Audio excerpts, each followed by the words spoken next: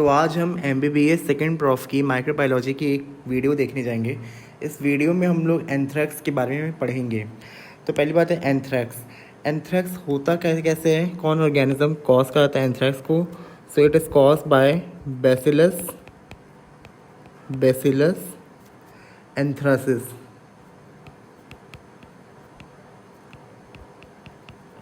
अब bacillus anthracis, तो अगर हम लोग को इसके बारे में पूछ ले कि इसकी मॉर्फोलॉजी कैसी होगी या इसका अरेंजमेंट कैसा होगा, तो हम लोग क्या बता सकते हैं? बिल्कुल बता सकते हैं।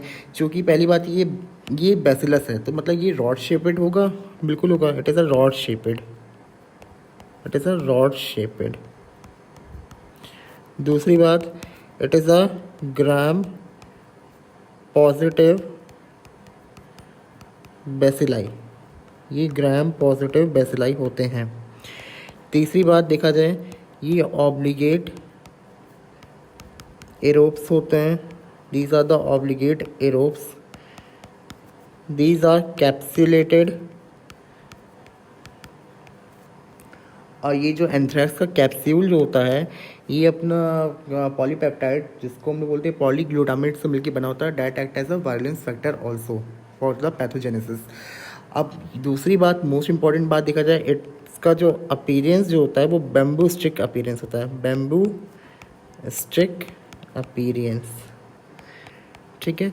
And last not the least, इसमें हम लोग बहुत इंपॉर्टेंट बात बोलना चाहेंगे, स्पोर फॉर्मेशन। और ये नॉन मोटाइल भी होते हैं। अच्छा, तो ये हम लोग बेसिलस एंथ्रासिस के बारे में हम लोग जान गए। अब ये बताते हैं हम लोग कि इसमें वायलेंस फैक्टर क्या होते हैं। तो हर ऑर्गेनिज्म का हम लोग को मालूम है कि इसका कुछ ना कुछ वायलेंस फैक्टर भी होता है। तो इसका अगर हम लोग वायलेंस फैक्टर देखा जाए बेसिलस एंथ्रासिस का, तो इसका वायलेंस फैक्टर क्या होगा? वायलेंस फैक्टर, तो इसके वायलेंस फैक्टर में देखा जाए दो चीज़ें आती हैं। पहली हमारी होती हैं इनकी टॉक्सिन। तो टॉक्सिन किसकी है? एंथ्रेक्स की टॉक्सिन। सो एंथ्रेक्स टॉक्सिन। और दूसरा जो होता है कैप्सूल। क्या होता है? कैप्सूल। तो टॉक्सिन्स जो होते हैं वो तीन फ्रेगमेंट से मिलके बने होते हैं। कौन कौन से फ्रेगमेंट होते हैं वो हम लोग यहाँ पे आके देखते हैं। पहला फ्रेगमेंट होता है, उसको बोलते हैं एडिमा फैक्टर। दूसरा जो होता है उसको बोलते हैं प्रोटेक्टिव फैक्टर।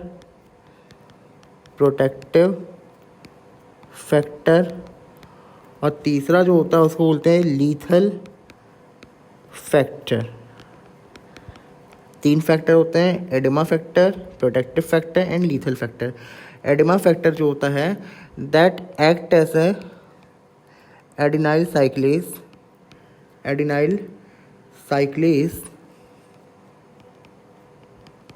और ये क्या कॉज कराता है? Oedema. It causes oedema. Protective factor जो होता है वो अपना ऑर्गेनिज्म का एंट्री में हेल्प करता है। So it facilitate the entry of fragment into host cell, ठीक है। और लीथल फैक्टर जो होता है वो सेल डेथ कराता है। It can causes cell death, ठीक है। कैप्सूल देखा जाए वो होती है पॉलीपेप्टाइड। और पॉलीपेप्टाइड में क्या होती है अपना? पॉलीग्लूटामेट।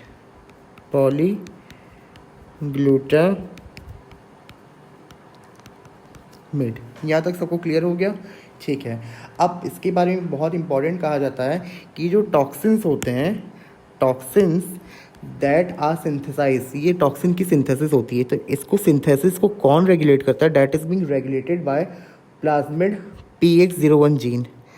PX01 मतलब प्लाज्मिड एनकोडेड जीन। तो अगर ये जीन नहीं रहेगा तो ये अपना ए वायरुलेंट हो जाता है। The strain becomes a virulent, similarly capsule जो होता है, capsule it is coated by plasmid that is PX02। ठीक है, चलो यहाँ तक सबको क्लियर में अपना आ गया अच्छे से। अब देखा जाए, चूँकि हम लोग ने देखा कि बैसिलस एंथ्रासिस जो होता है ये रॉड शेपेड होता है, बैम्बू स्टिक अपीयरेंस इसका होता है और ये स्पोर बनाता है। तो ये डिज़ीज़ जो होती है वो होती कैसे है? मान लो लेट अस सपोज कि कोई अगर स्पोर आया, अगर किसी ने स्पोर को इनहेल कर लिया या इंजेस्ट कर लिया, इंजेक्शन उसका हो गया, या उसका अगर कांटेक्ट हो गया, contact of the animal skin having these spores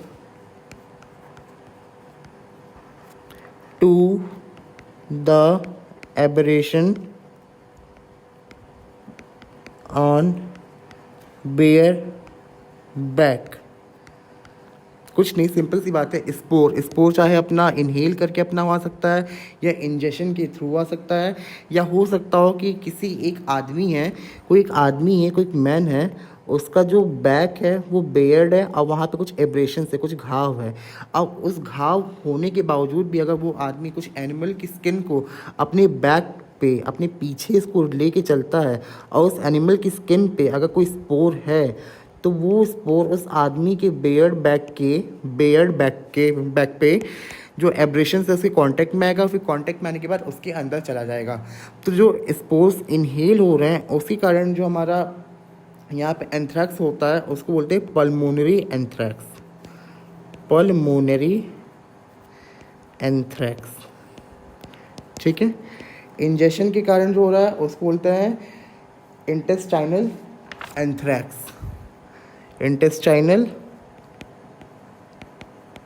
anthrax. और ये जो हमारे contact of the animal skin which have these spores to the abrasions on the bare back, इसको हम लोग बोलते हैं क्यूटेनियस एंथ्रैक्स। ठीक है, अच्छा अब सोच के बताओ कि अगर किसी आदमी को पल्मोनरी एंथ्रैक्स हुआ या पल्मोनरी डिजीज़ हुई है तो वो क्या कराएगा? वो something related to the lungs से रिलेटेड कुछ कराएगा। तो लंग्स अपना हेमोरेजिक निमोनिया कराता है। It can causes hemorrhagic pneumonia. ठीक है, अच्छा इंटेस्टाइनल एंथ्रैक्स है, then it causes bloody diarrhoea. और क्यूटेनियस एंथ्रैक्स अगर किसी को है, it causes malignant pustules.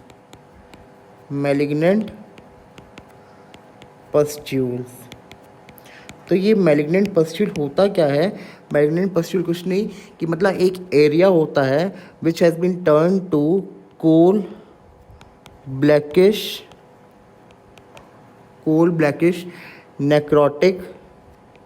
Necrotic eschar, और इस एरिया के अराउंड हमारा एडिमा डेवलप हो जाता है। तो हम लोग ने देखा कि पल्मोनरी एंथ्रैक्स की वजह से जो अपना बीमारी हो रही है इसको बोल रहे हैं हम लोग हेमरेजिक निमोनिया। इंटेस्टाइनल एंथ्रैक्स की वजह से हो रहा है ब्लडी डायरिया। और ये जो हमारे क्यूटेनियस एंथ्रैक्स की वजह से हो रहा है मैलिग्नेंट पस्ट्यूल्स कुछ नहीं होता है, यहाँ पे जो स्किन होती है वो एरिया अपना वो एकदम ब्लैकिश हो जाता है, मतलब कोयले की तरह एकदम कोल ब्लैकिश नेक्रोटिक स्कार बना देता है और उसके अराउंड एडिमा डेवलप हो जाता है, सराउंडिंग एडिमा। तो आज की वीडियो में हम लोग अभी इतना देखते हैं, नेक्स्ट वीडियो में इसको हम लोग और कंटिन्यू करेंगे। Thank you.